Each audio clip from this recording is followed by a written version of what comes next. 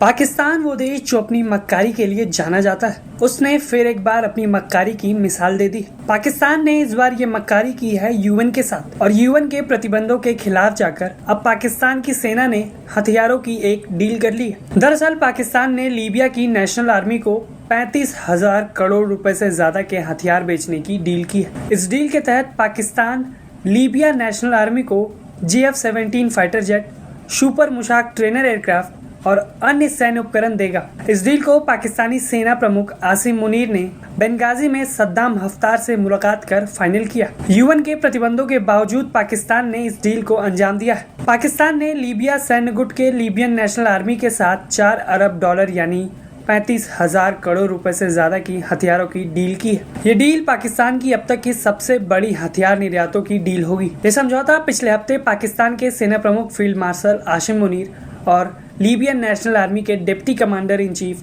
Saddam Khalifa Haftar की Benghazi शहर में हुई मुलाकात के बाद पूरा हुआ। ये डील मुख्य रूप से हथियार और उपकरणों का सौदा है, जिसमें JF-17 फाइटर जेट है, जिसे पाकिस्तान और चीन ने मिलकर बनाया है। ये मल्टी रोल लड़ाकू एयरक्राफ्ट है और रिपोर्ट्स के मुताबिक कम से कम 16 JF-17 जेट इस डील के तहत पाकिस्तान बेचने जा रहा है। पाकिस्तान ने इन जेट्स को बेचने के लिए झूठ का भी सहारा लिया है और ऑपरेशन सिंदूर के दौरान इन विमानों से भारत को भारी नुकसान पहुँचाने का फर्जी दावा किया है और इन्हीं दावों के बल पर वो इन हथियारों को बेच रहा है। चीनी प्रोपेगेंडा का सहारा लेकर वो खरीदारों को बेवकूफ बना रहा है और चीन की मदद से चीनी माल को बेचकर मुनाफा कमाना चाहता है। इस डील में सुपर मुशाक ट्रेनर एयरक्राफ्ट भी शामिल है, जो पायलटों की बेसिक ट्रेनिंग के लिए इस्तेमाल होने वाले 12 छोटे विमान है। इसके अलावा जमीन, समुद्र और हवा से जुड़े दूसरे सैन्य उपकरण जैसे की बख्तरबंद गाड़ियाँ, गोला बारूद और नौसेना से जुड़े सामान भी इस डील में मौजूद है। इस डील को लेकर लीबियन नेशनल आर्मी ने कहा कि पाकिस्तान के साथ रक्षा सहयोग का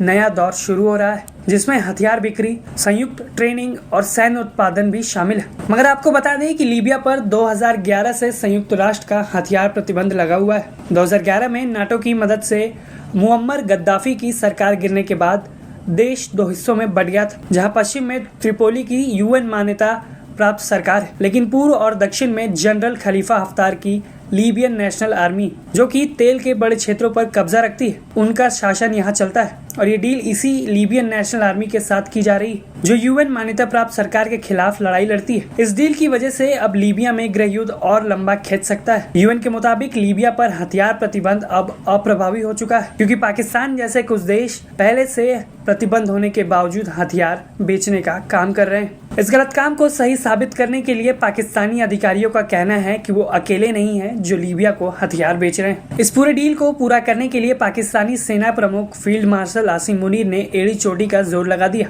जहां वो खुद बेंगाजी जाकर इस डील को फाइनल करने पहुंचे। लीबियन नेशनल आर्मी के अधिकारियों को मनाने के लिए मुनीर ने हाल ही में पाकिस्तान और भारत के बीच हुई झड़प में झूठे जीत के दावे भी किए और अपने चीनी हथियारों की जमकर फर्जी तारीफ के पुल बांधे और उन्हें मनाने में वो कामयाब रहे। अब पाकिस्तान इसे अपनी रक्षा निर्यात को बढ़ाने की बड़ी सफलता बता रहा है। इस डील से पाकिस्तान रक्षा उद्योग को बढ़ाना चाहता है और मिडिल ईस्ट और अफ्रीका जैसे बाजार में अपनी पकड़ मजबूत करना चाहता है। इस डील के बाद अब अंतर्राष्ट्रीय स्तर पर पाकिस्तान के ऊपर निगरानी बढ़ सकती है। यूएन सुरक्षा परिषद इस डील के बाद पाकिस्तान पर बेहद कड़ी नजर रखेगा और इसका सबसे बड़ा असर लीबिया में शांति के प्रयासों पर पड़ने वाला है।